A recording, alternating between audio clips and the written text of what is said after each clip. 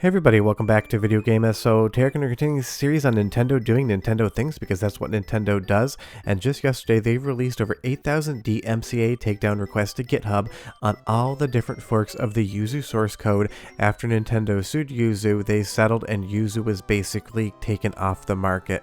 It seems like Nintendo continues to go hard at this, and this is the next chapter in their hunt to try to figure out everywhere Yuzu might be living on the internet and issue DMCA takedown requests to try to kill all of that source code. Obviously, we already know Yuzu is dead, Suyu is dead.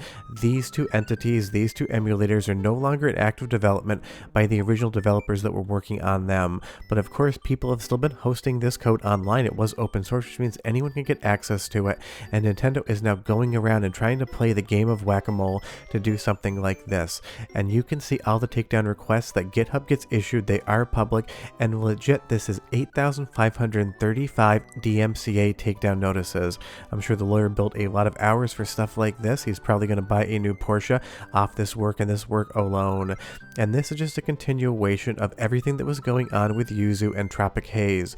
Obviously, I said in the previous videos, if you haven't watched those, I'll link them below, that this was a settlement, not a victory in court. So while Yuzu did admit to doing something wrong and settle with Nintendo financially and removed everything from the internet that they had worked on, again, it was still a settlement, not a legal precedent, which we will get back into in just a moment in time. But honestly, it was surprising how quickly Yuzu folded, but as more details came out in the background, it made a lot more sense. But of course, people wanted to take the source code and continue along with it to try to revive the project. You have stuff with Yuzu being permanently halted. They said that the emulator would continue on, and Suyu was one of the leading projects as far as public visibility was concerned when it came to Nintendo Switch emulation. Nintendo knows that. They went after them, and they're now going after everyone. Now remember, Suyu was a fork, and I'm going to explain what that is in just a moment. Forking source code just means a new repository.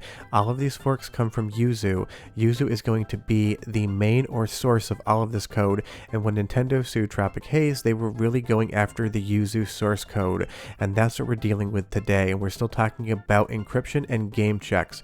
The Yuzu code was definitely flawed and iffy, so now Nintendo feels that they have the right to go around and strike every single one of the forks. Whether or not that is appropriate, we will talk about, and I'm not even 100% sure what Nintendo's endgame here really is, but you'll see all of the different repositories that the legal representation for Nintendo DMCA struck down, and they say that they've gone through all of the different forks that they've reviewed, and they believe that they're all infringing to the same extent as the parent repository in this instance being Yuzu and all of the Yuzu code. All of these clones are just clones or forks of that parent, which was the original Yuzu. And this is what's coming down the pipe as far as emulation is concerned. So you tried to make a run for it, tried to get this thing back up and running, and obviously they abandoned the project and talked about just how radioactive the source code for Yuzu truly was. And that apparently comes down to the fact that some code within the Yuzu source code may have actually come from Nintendo directly and an SDK, which definitely isn't something that you want to do, and that's why these DMCA requests make sense, even though it's really interesting to see what Nintendo is doing here. And again, could you excise this infringing code from the source code? If you knew what you were looking for and were able to find it, you could, but it's very likely that all of these forks don't even know what they're trying to look for. But when Yuzu announced that they were settling with Nintendo, they talked about admitting it, quote unquote, and that the Switch emulator was using unauthorized copy of Nintendo Switch cryptographic keys. That in and of itself is not true. If you actually dumped your own game and used your own hardware. We've talked about that extensively in a previous video, but what Nintendo's trying to claim here is that running Nintendo Switch software on anything other than a Nintendo Switch is infringing and illegal. They're saying you can't back up your own game, you can't back up your own console key, and you can't run those two bits in conjunction with each other. That is still an unsettled argument, and Nintendo still hinges all of these DMCA takedown requests on something that has never been settled in court. Now, of course, you can't really just sue Nintendo back. They've got an unlimited amount of money. Their physical cash holdings are massive, so you would have to be about as big to even try to take them on. But again, they're saying that this effectively is copying Nintendo's copywritten work. Now, if you dump your own game and your own Switch key, you're not copying anything other than what you've owned, and that is still permitted as far as the law is concerned. They're trying to say that the cryptographic keys are implemented without authorization, emulation, but you provided the keys to the actual software in and of itself, which still seems to be a permissible act until a court decides otherwise. Obviously, the Switch uses keys where something like the Super Famicom or Super Nintendo doesn't use keys, and that is why you see a difference in something going after Switch or Dolphin versus something going after Super Nintendo. They are completely different. The Switch software is key-based. There's a cryptographic key written to every single Switch cartridge, and they are cartridge-specific. One copy will not have the same key as the other. But the big question is this still circumvention? I do not believe it is. I don't believe there's any court case that dictates this. So long as you clean room, reverse engineer how this works, and you do not provide the keys, you should be free and clear, but Nintendo clearly thinks otherwise. And that's why other emulation makers have been trying to say this should still be permitted. Obviously, Dolphin got into some trouble on the GameCube and Wii side of things, distributing those keys within the source code. That was a very big mistake.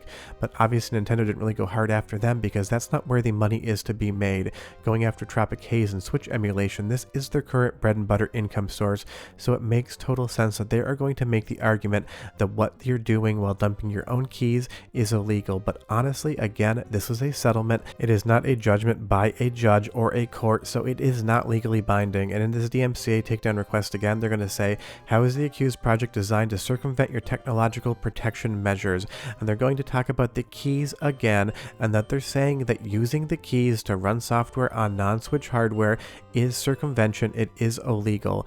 That has just not been decided. If I take my Nintendo Switch and get my key, if I take my game that I bought at the store and get my key, and I marry them together and use software emulation, I am not circumventing anything.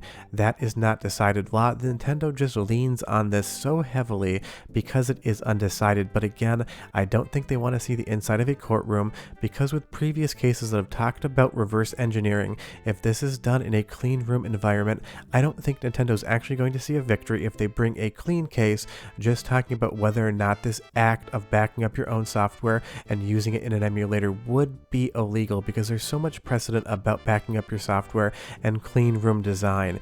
If you can reverse engineer how something works without touching anything that would be infringing, if you just figure it out on your own with the items in front of you, a Switch and a piece of Nintendo Switch software and nothing else, that would be considered permissible under our current law structure in the United States.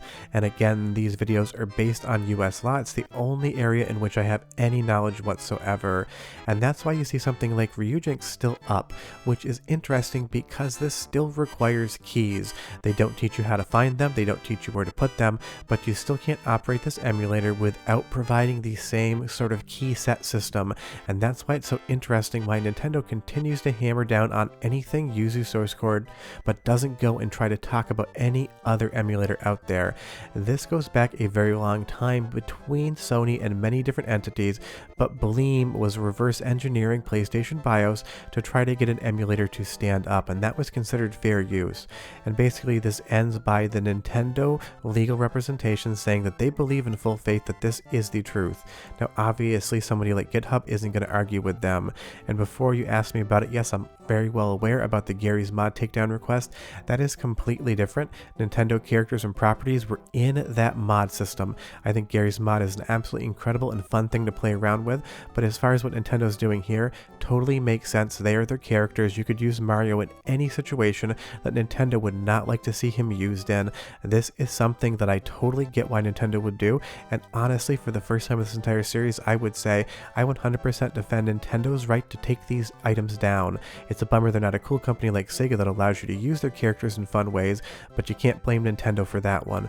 But honestly, Yuzu source code is so toxic that there's over 8,000 DMCA takedown requests issued as of Wednesday. I'm recording this on Thursday and airing it on Friday, and Nintendo is not going to stop.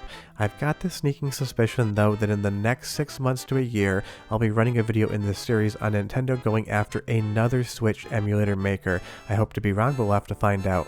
Sure that, we'll see you guys next time. Bye bye.